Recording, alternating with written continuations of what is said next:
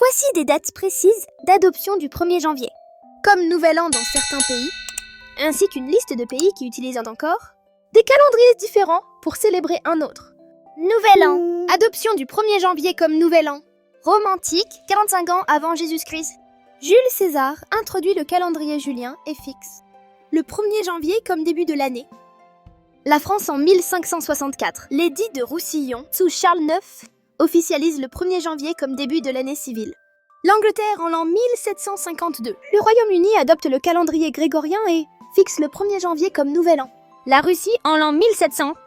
Pierre le Grand impose le 1er janvier comme Nouvel An, remplaçant l'ancien calendrier byzantin. Japon 1873. Avec la modernisation de l'ère Meiji, Le Japon adopte le calendrier grégorien et célèbre le Nouvel An le 1er janvier. La Chine en l'an 1912. Après la chute de l'Empire Qing, la République de Chine adopte le calendrier grégorien, mais le Nouvel An lunaire reste largement célébré. La Turquie en l'an 1926. Avec les réformes d'Atatürk, la Turquie adopte le calendrier grégorien. Voici les pays utilisant encore un autre calendrier, Nouvel An. Certains pays célèbrent le 1er janvier tout en ayant une autre date de Nouvel An selon leur tradition, culturelle ou religieuse. En Chine, Nouvel An chinois, entre le 21 janvier et le 20 février selon le calendrier lunaire. en Iran et en Afghanistan. Nowruz, célébré le 21 mars, équinoxe de printemps, basé sur le calendrier persan.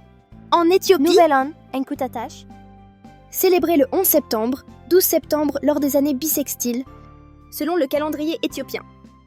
En Inde, différents Nouvel An selon les régions. Diwali, octobre-novembre, dans certaines régions. Du nord Ugadi, mars-avril dans le sud. En Israël, Rosh Hashanah, septembre. Octobre. Nouvel An juif selon le calendrier hébraïque. En Thaïlande, au Cambodge, au Laos, à Birmanie, Nouvel An traditionnel, Songkran. Célébré du 13 au 15 avril, basé sur les cycles solaires. En Corée, Séoul, Nouvel An lunaire, célébré entre janvier et février. Sri Lanka, Nouvel An tamoul et singalais, célébré le 13 ou 14 avril. En Arabie Saoudite et en pays islamiques. Nouvel An islamique, Ras al-Sana, basé sur le calendrier lunaire islamique, varie chaque année.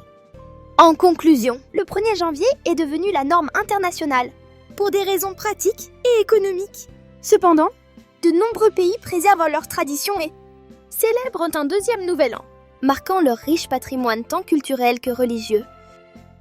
J'en profite pour vous souhaiter à toutes et à tous une excellente année.